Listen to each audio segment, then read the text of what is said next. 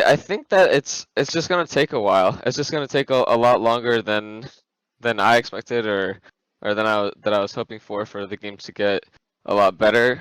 And not only just from the level of play there is in the region, but if people want to go back to how it was, where people like support and like look up to the players that they're gonna like play up against and are interested in the matches, then I think that NA players have to work on their branding and start streaming more and stuff like that.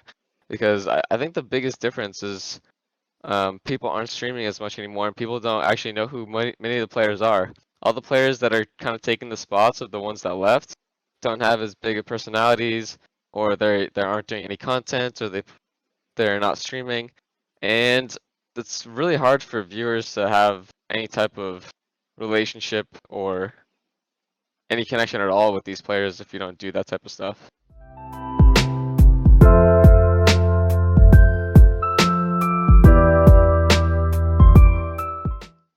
I think it definitely does. If you had right now, if you had 5 unsigned players that were in NA CS:GO and they weren't bad, like they were either qualifying for some of the tournaments or just under qualifying for the tournaments. If these guys had like 1,000 viewers, like all on their streams, and they were streaming semi-regularly, maybe like 20 to 40 hours a month, I think that there's just like such a higher likelihood that they get picked up. You know, like they're so good for their brands. I think most orgs are going to be looking forward to that. Why do NA players not stream that much? And I would just say that applies to most players in CS:GO. Like if you look at CS:GO as a whole, as an esport, I think we're probably the game that has the least few pros streaming it in general right now, even if you look at Europe.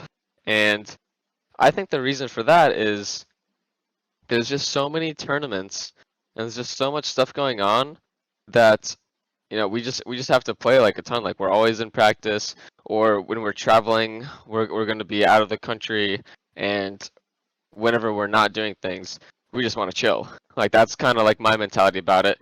And now this year I'm trying to like find more time during my free time, just giving up some of my like relaxation time. And I think that it's just like kind of like a problem across the board for CS:GO esports. We just don't have as many personality pros streaming. I think it's from a lack of time and a lack of things that are kind of fun to stream.